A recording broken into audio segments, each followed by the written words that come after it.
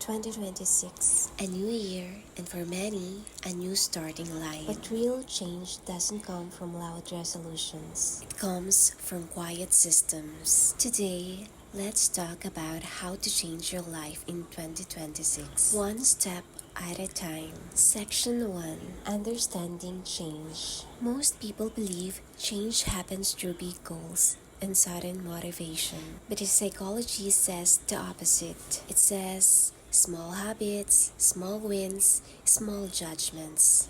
Repeated over time, that's what transforms a life. So, if you want to change your life this year, you don't need a dramatic overhaul. You just need consistent progress, 1% at a time. Section 2. The Habit Loop. Behavioral psychology explains that habits follow a loop. Cue, routine, reward. Cue, the trigger, routine, the behavior, reward, the feeling that makes you repeat it. Most people try to remove bad habits through willpower, but willpower is limited. Real change happens when you keep the cue, keep the reward, and replace the routine. For example, cue, stress, routine, scrolling social media, reward, dopamine, distraction, escape. Now replace just the routine. Cue, stress, routine, 10-minute walk, reward, relief, calm, dopamine. Same reward, new habit. That's how behavior rewires itself. Section 3. Microchange versus overhaul. The brain hates sudden change. Big goals activate threat responses. Stress, overwhelm, avoidance. That's why resolutions like I'll wake up at 4 a.m. I'll quit sugar forever. I'll study 4 hours a day usually fail by February. The brain shuts down. Microchange is different. It's small, it's safe, it's doable. 10 minutes earlier, 1 glass of water, 20 minutes of learning, 5 pages of reading. These tiny actions don't scare the brain, which means the brain allows them to stick. Section 4. The mind is the first enemy. People don't fail because they're lazy. They fail because of cognitive biases. Psychological traps like present bias, choosing now over later, all or nothing thinking, quitting when it's not perfect, negativity bias, focusing on mistakes instead of progress. Knowing these biases gives you power because once you see the trap, you don't walk into it blindly. Section 5. Identity-based change. Most people try to change through goals. I want to lose weight. I want to save money. I want to read more. But identity psychology shows a better way. Instead of I want to run, say I am a runner. Instead of I want to read, say I am a reader. The brain protects identity. So, if you shift identity, behavior follows. Section 6. Emotional regulation. Motivation is temporary. Emotion is constant. People believe success comes from motivation, but psychology says success comes from emotional regulation. Being able to handle boredom, frustration, insecurity, fear, fatigue. That's what keeps habits alive after motivation disappears. Motivation feels good. Regulation gets things done. Section 7. Environment shapes behavior. Behavioral science has a rule. Environment beats willpower. Your environment decides more than your motivation ever will. Look around your life. Who do you spend time with? What do you consume online? What does your space look like? Tiny environmental upgrades can change everything. Clean desk, clearer mind. Unfollow toxicity, better mental health. Books, insight, more reading. No junk food available, better diet. Change your environment and your behavior upgrades automatically. Section 8. compassion, not punishment. Research shows that self-compassion creates more consistency than self-criticism. Shame shuts you down. Compassion corrects you. So instead of saying, "Why can't I do anything right?" ask, "What's one small adjustment I can make today?" Because progress is not about perfection, it's about continuation. If you want to change your life in 2026, don't chase perfection. Don't chase intensity. Don't chase speed. Chase consistency.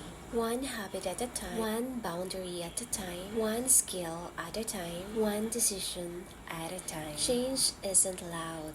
Change isn't dramatic.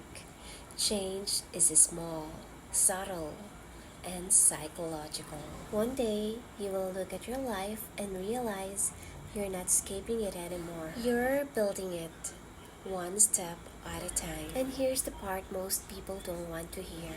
Changing your life in 2026 won't feel comfortable. It won't feel glamorous. It won't look good on social media. Real change is usually quiet and unphotogenic. It's sitting alone with your thoughts, facing your habits, and admitting what's not working. Psychologists have a name for this stage. It's called cognitive dissonance. It's the uncomfortable tension between who you are and who you want to be. Most people run from that tension. They distract themselves, blame the world, or tell themselves that everything is fine. But people who change, they sit with it. They let it challenge them. They let reality guide their next move. So ask yourself, what is one habit, one behavior, or one thought pattern that keeps pulling you back to your old life? Maybe it's procrastination, maybe it's self-doubt, maybe it's scrolling for hours just to avoid your own responsibilities. Whatever it is, don't judge it, just notice it. Awareness is the first step of psychological change. You can't fix what you won't face. And then comes the second step, microaction. The human brain hates sudden, dramatic change. That's why New Year's resolutions die in February. But your brain loves small wins. Small wins release dopamine, a chemical that tells your mind, "Hey, this is working, let's keep going." So if your goal is fitness in 2026, don't start with 2-hour workouts. Start with a 10-minute walk. If your goal is to read more, don't aim for a book a week. Start with 10 pages a day. Small enough to do, small enough to repeat, small enough to build momentum. And momentum is everything. Psychologists call it behavioral activation. The idea that action comes before motivation, not the other way around. Everyone waits to feel motivated before they start, but people who change know the truth. You start first and motivation catches up later.